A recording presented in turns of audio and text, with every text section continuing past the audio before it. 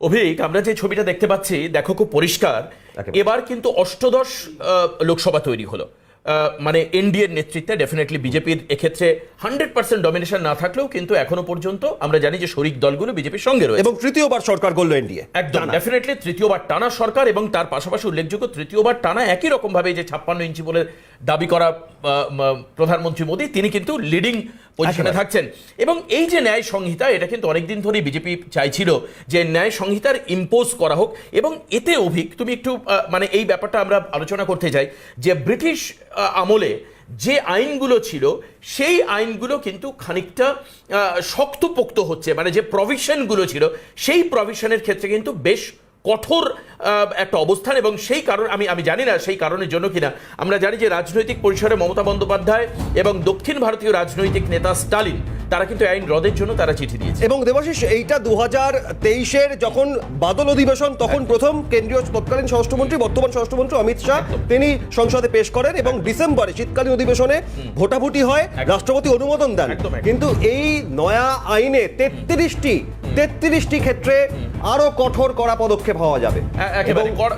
একদম অভিক ঠিক তাই বলেছো, কড়া পদক্ষেপ নেওয়া যাবে। এবং আপনাদেরকে বলে রাখি যে কোন কোন জায়গায় চেঞ্জেস গুলো আসছে। দেখুন, আইপিসিতে 1860, আইপিসির 1860, এখানে ন্যায় সংহিতা 2023 লাগু হচ্ছে। দ্বিতীয়ত আমরা দেখতে পাচ্ছি সিআরপিসি, সেক্ষেত্রে 1898 ভারতীয় নাগরিক সুরক্ষা আইন, এই ক্ষেত্রেও কিন্তু 2023 এই যে সুরক্ষা সংহিতা বা ন্যায় সংহিতা সেটা ইম্পোজ হচ্ছে ইনস্টিট অফ সিআরপিসি 1898। অন্যদিকে আইইএ 1872, অর্থাৎ দেখো সবটাই কিন্তু ওই 1860, 1898, ব্রিটিশ আমলের সেই ফৌজদারি আইন, নয়া সংহিতা। দর্শকদের কাছে আমি অভিক, দেবাশিস, আমরা বোঝানোর চেষ্টা করব যে ঠিক কি হতে চলেছে, কেন এই নিয়ে মমতা বন্দ্যোপাধ্যায়, এমকে স্টালিন তারা বিরোধিতা করছেন, আর কেন এনডিএ সরকার মনে করছে এই আইন ব্রিটিশ আমলের ফৌজদারি আইনকে বদলে লাগু হওয়া জরুরি। 1 জুলাই থেকে কার্যকর এই নতুন 3 ফৌজদারি আইন, তা নিয়ে আমাদের বিশেষ প্রতিবেদন দেখুন। आश्वस्त कर सकता हूं कि 1860 से लेकर 2023 पर 23 तक अंग्रेजों ने बनाए, अंग्रेज पार्लियामेंट ने बनाए हुए कानून के आधार पर इस देश की क्रिमिनल जस्टिस सिस्टम चलती रही। इसकी जगह भारतीय आत्मा के साथ ये 3 कानून अब प्रस्तावित होंगे और हमारी क्रिमिनल जस्टिस सिस्टम के अंदर बहुत बड़ा परिवर्तन आएगा। न्याय, समानता, निष्पक्षता, ये 3 मूल सिद्धांतों के आधार पर इसके अंदर बहुत बड़ा परिवर्तन किया गया है। ইন্ডিয়ান পেনাল কোড বদলে হয়েছে ভারতীয় ন্যায় সংহিতা আইন। 1898 ক্রিমিনাল প্রসিডিওর অ্যাক্ট বদলে হয়েছে ভারতীয় নাগরিক সুরক্ষা সংহিতা, এবং 1872 ইন্ডিয়ান এভিডেন্স অ্যাক্টের বদলে এসেছে ভারতীয় সাক্ষ্য আইন। চলতি বছর জুলাইয়ে দেশব্যাপী কার্যকর হবে এই 3 আইন। 11 আগস্ট সংসদের বাদল অধিবেশনের শেষ দিনে কেন্দ্রীয় স্বরাষ্ট্রমন্ত্রী অমিত শাহ লোকসভায় এই 3 বিলের খসড়া পেশ করেছিলেন। বিল পেশের সময় শাহ দাবি করেছিলেন, ভারতীয় ন্যায় সংহিতা, ভারতীয় নাগরিক সুরক্ষা সংহিতা এবং সাক্ষ্য অধিনিয়ম শীর্ষক ওই 3টি বিল আইনে পরিণত হলে ঔপনিবেশিক ব্রিটিশ জামানার প্রভাব এবং দাসত্বের মানসিকতা থেকে বের হবে দেশের ফৌজদারি আইন ব্যবস্থা। বাদল অধিবেশনে বিলের খসড়া পেশের পর গত বছরের শীতকালীন অধিবেশনে ভোটাভুটির জন্য পেশ হয়েছিল সংশোধনী সহ 3টি বিল। ভোটাভুটির আগে স্বরাষ্ট্রমন্ত্রী দাবি করেছিলেন এই 3 বিলে পুলিশের গ্রহণযোগ্যতা নির্দিষ্ট করা হয়েছে। जिससे मैं मानता हूं कि पुलिस की अकाउंटेबिलिटी फिक्स होगी और विक्टिम को न्याय मिलने की शुरुआत होगी। এ যাবৎকাল ব্রিটিশ পার্লামেন্টে তৈরি আইন দিয়ে ফৌজদারি বিচার ব্যবস্থা চলেছে, একথা উল্লেখ করেছিলেন স্বরাষ্ট্রমন্ত্রী। মূলত যে 3 বিল আইনে পরিণত হয়ে জুলাই থেকে কার্যকর হতে চলেছে, আইপিসি 1860-এর বদলে ভারতীয় ন্যায় সংহিতা 2023 আইন, সিআরপিসি 1898-এর জায়গায় ভারতীয় নাগরিক সুরক্ষা সংহিতা 2023 এবং ইন্ডিয়ান এভিডেন্স আইন 1872-এর জায়গায় ভারতীয় সাক্ষ্য অধিনিয়ম 2023 আইন।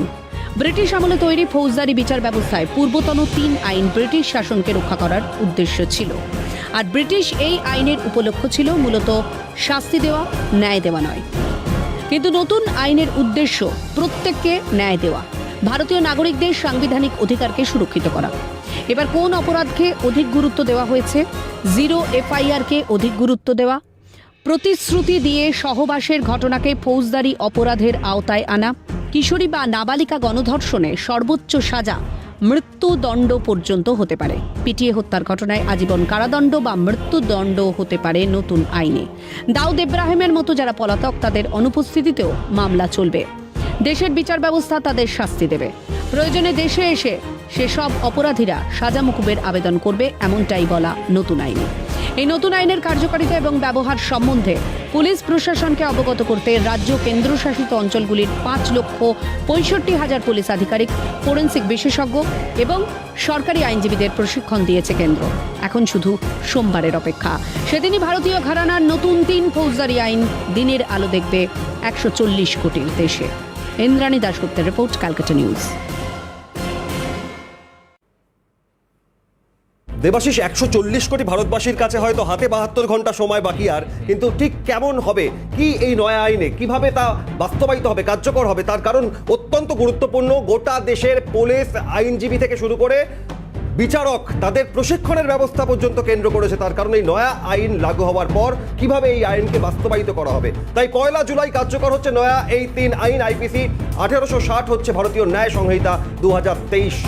একেবারেই দেখো অভিক, অন্যদিকে আমরা দেখতে পাচ্ছি সিআরপিসিতে আরেকটি ধারা, যেটা 1898, যেটা হচ্ছে ভারতীয় নাগরিক সুরক্ষা সংহিতা।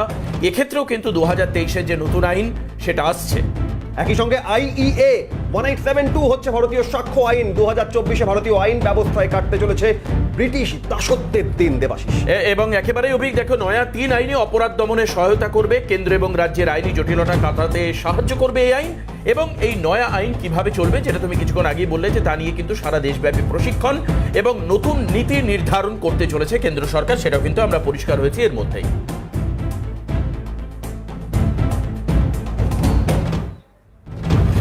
ভারতীয় আইন ব্যবস্থায় এই নয়া বিবর্তন তা নিয়ে আমরা আলোচনা করছি, এবং এখান থেকে দেবাশিস আজ 2 বিশিষ্ট অতিথি, একদিকে আইনজীবী ফিরদৌস তামিম এবং প্রাক্তন পুলিশ কর্তা অরিন্দম আচার্য আমাদের সঙ্গে রয়েছেন। দেবাশিস, সরাসরি তোমার প্রশ্ন।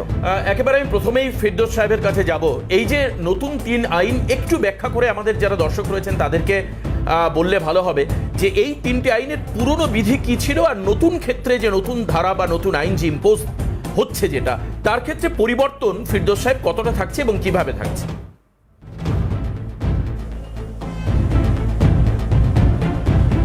এখন আমি প্রথমেই বলি যে এই যে পুরাতন যে আইন ছিল এবং নতুন যে আইন আসছে বলে আপনারা বলছেন, আপনি যদি এদের ওই প্লাগিয়ারিজম টেস্ট করেন, অর্থাৎ এই দুটোর মধ্যে সাদৃশ্যতা যদি টেস্ট করেন, তাহলে দেখবেন অনেকাংশেই সেই সাদৃশ্যতা রয়েছে। অর্থাৎ পুরাতন আইনে ধরুন একটি সেকশন, নতুন আইনে সেই সেকশনের যে নাম্বারটি সেটি পরিবর্তিত হয়েছে। হ্যাঁ, নিশ্চিতভাবেই নতুন আইনে বেশ কিছু নতুন বিষয় অবভিয়াসলি যোগ হয়েছে। তার কারণ আমরা সময়ের সঙ্গে সঙ্গে বেশ কিছুটা এগিয়ে গিয়েছি, এবং law is a dynamic subject. আপনার এই ডাইনামিসিজমের উপর ভিত্তি করে নিশ্চিতভাবেই, যেমন ধরুন এভিডেন্স অ্যাক্টের ক্ষেত্রে বহু পরিবর্তন হয়েছে, সেটাই স্বাভাবিক। তার কারণ হচ্ছে ইন দ্য মিন হোয়াইল দেখেছেন ইলেকট্রনিক এভিডেন্স সেটা ক্রুশিয়াল রোল প্লে করে। এবং যেমন যে সবথেকে ভয়ঙ্কর যে বিষয়টি হয়েছে সেটি হলো নতুন আইনের ক্ষেত্রে, সেটা হলো পুলিশ কাস্টাডি নিয়ে। পুলিশ কাস্টাডির যে সময়কাল সেটা বাড়ানো। ফলে এই যে বেশ কিছু বিষয় আছে সেগুলো কিন্তু নতুন আইনের ক্ষেত্রে অনেকেই মনে করছেন, যারা এই বিষয়ে চর্চা করেন তারা অনেকেই মনে করছেন, এবং আমিও মনে করছি যে বেশ কিছু ক্ষেত্রে যে অ্যাডমিনিস্ট্রেটিভ হোল্ড, সেই অ্যাডমিনিস্ট্রেটিভ হোল্ডটা অনেক বেশি বাড়ছে। দ্বিতীয় আর একটা বিষয় যেটা অত্যন্ত গুরুত্বপূর্ণ, সেটা হলো যেমন এক্সপার্টের ভূমিকা। সেই এক্সপার্টের ভূমিকা কিন্তু অনেক বেশি দাঁড়িয়েছে। তার কারণ হচ্ছে যে সেখানে ওই এক্সপার্টের উপস্থিতি কিছু বাধ্যতামূলক করা হয়েছে। এখন গোটা দেশ জুড়ে সেই ইনফ্রাস্ট্রাকচার তৈরি হয়েছে কিনা, যদি সেই ইনফ্রাস্ট্রাকচার তৈরি না হয়ে থাকে তাহলে কি হবে? ধরুন সেই আইনে নির্দিষ্টভাবে বলা আছে যে এক্সপার্টের উপস্থিতি বাধ্যতামূলক প্লেস অফ অকারেন্সে। এখন যদি এক্সপার্ট ধরুন উপস্থিত না থাকে, তাহলে কি সেই অফেন্সটা কনস্ট্রু হয়েছে বলে আপনি কনস্ট্রু করতে পারবেন কি পারবেন না? ফলে এই ক্ষেত্রে যে সেই অফেন্সটা কনস্ট্রু করার ক্ষেত্রে প্রতিবন্ধকতা সৃষ্টি হবে কি হবে না, এই বিষয়গুলো রয়েছে।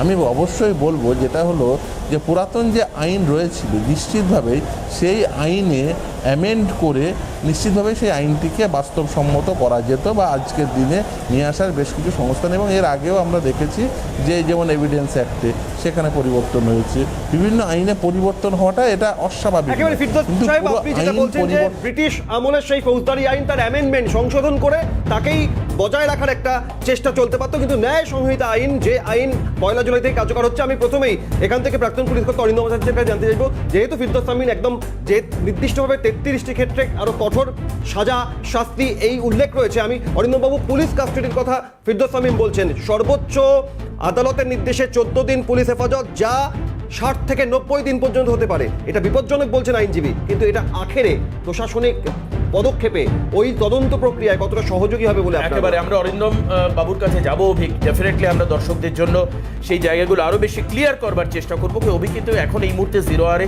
আমাদের একটু বিরতি নিতে হবে। বিরতির পর ফিরে এসে আমরা অরিন্দম আচার্যের গুরুত্বপূর্ণ অ্যানালিসিস এই বিষয়ে ডেফিনেটলি আপনাদেরকে শোনাবো। বললাম আপনাদের হাতে আর মাত্র 72 ঘন্টা, কিন্তু 0 আওয়ারে আমরা বোঝার চেষ্টা করছি 1 জুলাই থেকে কার্যকর হচ্ছে নয়া যে 3 আইন, আমূল বদল আসছে অপরাধ দমনের ক্ষেত্রে। সেখান থেকে এই প্রথমেই সরাসরি চলে যাই প্রাক্তন পুলিশ কর্তা অরিন্দম আচার্যের কাছে। অরিন্দম বাবু, নয়া আইনে অপরাধ দমনের ক্ষেত্রে কতটা সহযোগী হবে এটা বোঝার জন্যই প্রথমে জানতে চাইবো যে পুলিশ কাস্টাডি আদালতের নির্দেশে একজন অপরাধীকে ধরার পর 14 দিন, তার মেয়াদ 60 থেকে 90 দিন পর্যন্ত করা হচ্ছে। প্রথম ক্ষেত্রে এটাই জানতে চাইবো যে তাতে কতটা তদন্ত প্রক্রিয়ায় সহযোগী হবে। পুলিশ কতটা সতর্ক হবে আমি জানি না, আমি বলতে পারবো না, কিন্তু হ্যাঁ, পুলিশ কাস্টাডিতে যদি কারো মারা যায় এটা তো ঘৃণ্য অপরাধ। আপনারা জানেন যে এটা ম্যাজিস্ট্রিয়াল ইনকোয়েস্ট হয়, নানা রকম আছে। পুলিশ ফায়ারিং, যদি জেলে যদি মারা যায়, হাজতে যদি মারা যায়, এ তো দীর্ঘদিন ধরে আমরা প্রত্যেক যারা পুলিশ অফিসার খুব কশাসলি ছিলাম। ইনস্পাইট অফ দিস কেন মানুষ আজকে বহু পুলিশ অফিসার ইমপ্লিকেটেড হয়েছে। কিন্তু আপনাদের একটা ভাবতে হবে, আইনটা প্রণয়ন করলেই হবে না। আইনটা যদি আপনারা বলছেন, প্রথম কথা হচ্ছে আমি আপনাদের বলি, আপনি আমাকে বলুন তো পিডিপিপি অ্যাক্ট, এটা নতুন কিন্তু হয়েছিল, prevention of to damage to public property. আপনি বলুন যে 2021 সালে যখন আপগ্রেডেড হলো, এখন পর্যন্ত কতগুলো গাড়ি ঘোড়া পুলিশের জিপ আজকে আক্রান্ত হয়ে আগুন লাগিয়ে দিচ্ছে। কি অ্যাকশন হয়েছে? আরো মারাত্মক একটা বলছি, নতুন আইন 354 আউটরেজ অফ মডেস্টি, সেটা চেঞ্জ হয়ে হলো কি 354X sexual harassment to women, 354B হচ্ছে কি assault to criminal force to women, 354C মহিলার যদি ছবি তোলা যায়। আপনি আমাকে বলুন এইগুলোতে কতগুলো প্রসিকিউশন হয়েছে, কতগুলো চার্জ হয়েছে, কতগুলো পানিশমেন্ট হয়েছে। এবার আপনাকে আসল কথা বলি। প্রথম কথা, আমি সেদিন থেকে কিন্তু সোচ্চার হচ্ছিলাম, আইন করলে হবে না, এইটা প্রণয়ন কারা করবে? হোল ইন্ডিয়াতে কিন্তু স্টেট পুলিশ করবে। স্টেট পুলিশ যদি আজকে একচোখা হয়ে থাকে, এটা বোঝা যায় হচ্ছে ট্রায়ালের সময়। ট্রায়াল আমি চার্জশিট দিয়ে দিচ্ছি, চার্জশিটে তাহলে এত অ্যাকুইটেড হচ্ছে কেন? এই যে আজকে যে নতুন আইনটা হয়েছে, আপনারা দেখবেন কত সুন্দর আইন করেছে, কিন্তু এটা ইমপ্লিমেন্টেশনের দায়িত্ব হচ্ছে ইনভেস্টিগেটিং অফিসার। তারা যদি আজকে দলদাসে পরিণত হয়, তাদের বিরুদ্ধে কি পানিশমেন্ট অ্যারেঞ্জমেন্ট আছে? হোয়াই কিন্তু আজকে উইটনেস প্রোটেকশন সিস্টেম নেই কেন? কোথায় আছে আপনারা আমাকে দেখান। পুরোটা না পড়লে আমি বুঝতে পারবো না। Witness protection system is a very vital, নেই ওখানে। আমি দেখতে পাচ্ছি, সেদিন থেকে আমি সোচ্চার হচ্ছি, যে সমস্ত আসামিরা আমরা প্রত্যেকেই জানি যে কারা আজকে ক্রিমিনাল, তাদেরকে কেন বুক করা হচ্ছে না? তাই সেই আইনটা কি আছে? অতএব এই ক্ষেত্রে আমার মনে হচ্ছে অল ইন্ডিয়াতে আইনটা প্রণয়ন করবে হচ্ছে গিয়ে পুলিশ স্টেট, কিন্তু সেটা যদি ঠিক মতো না হয়, আপনাকে এটা মনে রাখতে হবে দিনের পর দিন। দেখা যাবে। আমি আবারও একেবারে দেবাশিস, খুব গুরুত্বপূর্ণ সাক্ষ্যদের নিরাপত্তা সুনিশ্চিত করার কথা অরিন্দম বাবু বলছেন, কিন্তু এক্ষেত্রে দাঁড়িয়ে এই নয়া আইন ইমপ্লিমেন্ট করার ক্ষেত্রে মমতা বন্দ্যোপাধ্যায় এবং MK স্টালিন তারা চিঠি দিচ্ছেন প্রধানমন্ত্রীকে। ডেরেক ওব্রায়েন তৃণমূলের রাজ্যসভা সাংসদ, তিনি ডিসেন্ট নোট পাঠাচ্ছেন, অর্থাৎ যে রাজ্যের পুলিশ সেই আইনকে বাস্তবায়িত করার ক্ষেত্রে গড়িমসি দেখাতে পারে, এই আশঙ্কাও থাকছে। দেখাতে পারে, সেই আশঙ্কা তৈরি হচ্ছে। এবং আমি ফিরদৌস সাহেবের কাছে যাবো। এই যে ধর্ষণ, মলেস্ট্রেশন এবং তার সঙ্গে খুন, এই ব্যাপারে এই যে নতুন যে আইন আসছে তার ক্ষেত্রে কতটা কড়াকড়ি হবে? কারণ আমরা গত যদি 3 বছরের ট্যালি পশ্চিমবঙ্গের ক্ষেত্রে দেখি, একাধিক ধর্ষণ এবং খুনের ঘটনায় রাজ্য রাজনীতি উত্তাল হয়েছে। গুরুত্বপূর্ণ এটা, আজ ইনভেস্টিগেটিং এজেন্সি, যেটা অরিন্দম দা বলছেন, তারা সঠিকভাবে কাজ না করলে আইন আসলে প্রণয়ন করে কি লাভ? ফিরদৌস সাহেব,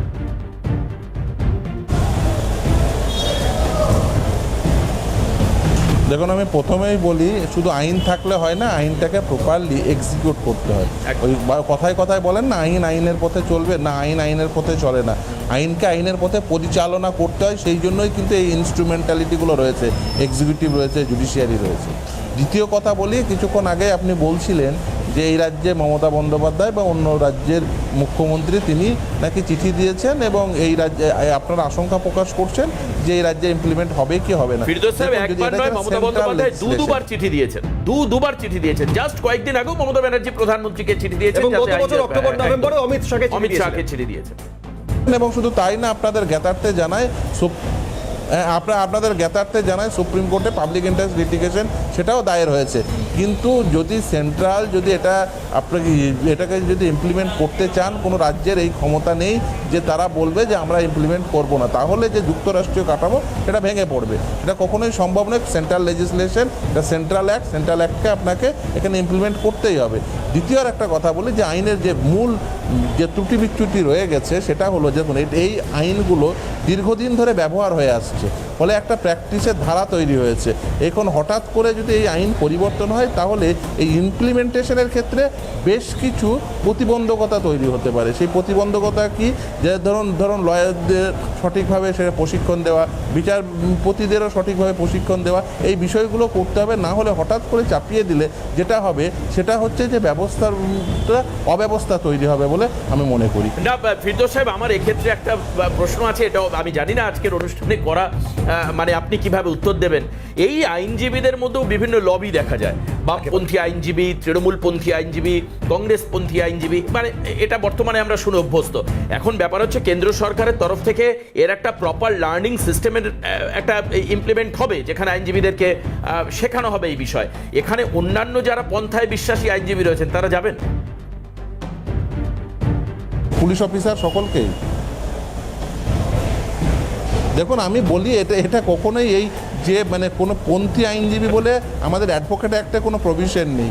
একজন অ্যাডভোকেট সে অলওয়েজ অ্যাডভোকেট, ফলে তিনি তার রাজনৈতিক বিশ্বাস থাকতে পারে, সেটা সম্পূর্ণ ভিন্নতর বিষয়। কিন্তু আইনের প্রশ্নে যখন একটি আইন ইমপ্লিমেন্ট হয়, সেই আইন ইমপ্লিমেন্টেড হলে সেই শিক্ষায় শিক্ষিত হতে হবে। তিনি শিক্ষা যেভাবেই নেন না কেন, তিনি তার বাড়িতে পড়তে পারেন, তিনি তার অফিসে পড়তে পারেন, তার চেম্বারে পড়তে পারেন, তিনি কোর্টে এসে পড়তে পারেন, তিনি বারে বসে পড়তে পারেন, কিন্তু তাকে পড়তে হবে এবং তাকে এই আইন সম্পর্কে তার নলেজ বাড়াতে হবে, এটাই স্বাভাবিক। এবং এইটা শুধুমাত্র অ্যাডভোকেট বা বিচারপতি নয়, প্রশাসনের অংশ, অর্থাৎ পুলিশকেও কিন্তু একইভাবে শিক্ষিত করতে হবে এবং আপনাকে পুরো এখান থেকেই আপনার কথা সূত্র ধরে আইনের পথে চলবে এবং সেই পথে আইনজীবীদের সকলকেই একসাথে চলতে হবে। আর অনেক ধন্যবাদ ফিরদৌস শামীম আমাদের সঙ্গে ছিলেন। দেশ জুড়ে 5,46,000 পুলিশ কর্মী, পুলিশ আধিকারিক, আইনজীবী, বিচারক, তাদের প্রশিক্ষণের ব্যবস্থা হয়েছে। এখান থেকে আমি অরিন্দম আচার্যের কাছে যাবো। অরিন্দম বাবু, উনি যেমন বলছেন একটা প্র্যাকটিস হয়ে গিয়েছে, অর্থাৎ ব্রিটিশ আমলে সেই প্র্যাকটিস হয়ে গিয়েছে, কিন্তু সবকিছুর তো একটা শুরু থাকে, নতুন করে শুরুতে শেখারও ব্যাপার থাকে। নয়া এই আইনে যে ধারা, যে লেখা রয়েছে, বিধান রয়েছে, তা কতটা বাস্তবসম্মত এবং কতটা কার্যকরী বলে আপনার মনে হয়? ফরচুনেট এনাফ যে আমি ওয়েস্ট বেঙ্গল না, ক্যালকাটা পুলিশকেও রিপ্রেজেন্ট করেছি 2011-2012। সেটা কোথায়? ন্যাশনাল একাডেমিতে, ন্যাশনাল জুডিশিয়াল একাডেমিতে। আপনারা যেটা বলছেন, ওখানে আমাদের হোল ইন্ডিয়ার সমস্ত পিপিদের, হাইকোর্টের জাস্টিসদের ওখানে ডাকা হয় এবং সেখানে যারা আইনজ্ঞ থাকে, চিফ জাস্টিস, সুপ্রিম কোর্ট থেকে শুরু করে সব ইনস্ট্রাকশন দেয়। কি অসাধারণ সব ইনস্ট্রাকশন দেয়। আমি অন রিটার্ন, আমি এসপি কে রিটার্ন দিয়েছিলাম কি কি করতে হবে, বললে হবে। ওখানে একটা কথা আছে, যদি কোনো পিপি, আপনি জানেন জাস্টিস সিস্টেমটা হচ্ছে গিয়ে investigation by police, prosecution by prosecutor, আর হচ্ছে গিয়ে justice the determination by the justice for justice. আপনি আমাকে বলুন, ওখানে ক্লিয়ার ইনস্ট্রাকশন আছে, কোন অ্যাডভোকেট যদি মডিফিকেটলি করে, কোন পিপি যদি মডিফিকেটলি করে, তার লাইসেন্স ক্যান্সেল করে দেওয়ার। কটা লাইসেন্স ক্যান্সেল হচ্ছে? আইন তো প্রচুর আছে, কিন্তু আইনটা প্রণয়, আমি বারবার বলছি আপনাকে, লাস্ট একটা কথা বলছি, বলুন তো কত হাস্যাস্পদ যে একটা মেয়ে রেপ হচ্ছে, তাকে 10 বছর ধরে সাক্ষী নিয়ে হাজির করাতে হবে পয়সা খরচ করে। হোয়াই? কেন আজকে বার্ডেন অফ প্রুফ হচ্ছে না? পক্সোতে যে বাচ্চা মেয়েটা 6 বছর একেবারে ঠিক আমরা বুঝতে পারছি। আপনি বলছেন যে যেটুকু পরিবর্তন হচ্ছে তার চাইতে অনেক বেশি আরো অনেক বেশি পরিবর্তনের প্রয়োজন রয়েছে দেবাশিস, এবং এই কথা থেকে একটা স্পষ্ট যে আইন প্রণয়ন, সেই প্রণয়ন হওয়ার উপরে নির্ভর করছে অপরাধ দমন। একদম, এবং তার ইমপ্লিমেন্টেশন কতটা হচ্ছে এদিকে মাথায় রাখতে হবে, এবং অবশ্যই তার জন্য একটা ক্রেডিবল স্টেজ তৈরি করতে হবে, যাতে আইন শুধুমাত্র ইম্পোজ করলে হবে না, তার প্রপার যে মানে ফিল্ড ওয়ার্ক যেটা থাকে, সেই ফিল্ড ওয়ার্ক যাতে সঠিকভাবে। অনেক ধন্যবাদ অরিন্দম আচার্য আমাদের সঙ্গে ছিলেন। একেবারে, এবং আজ 0 আওয়ারে আমরা বোঝার চেষ্টা করছি, আপনাদের যেমন শুরুতে জানালাম 72 ঘন্টা বাকি, 1 জুলাইয়ের পর এই আইন প্রণয়নের ক্ষেত্রে, অপরাধ দমনের ক্ষেত্রে পরিস্থিতি কোন দিকে মোড় নেয় সেদিকেও নজর রাখবো।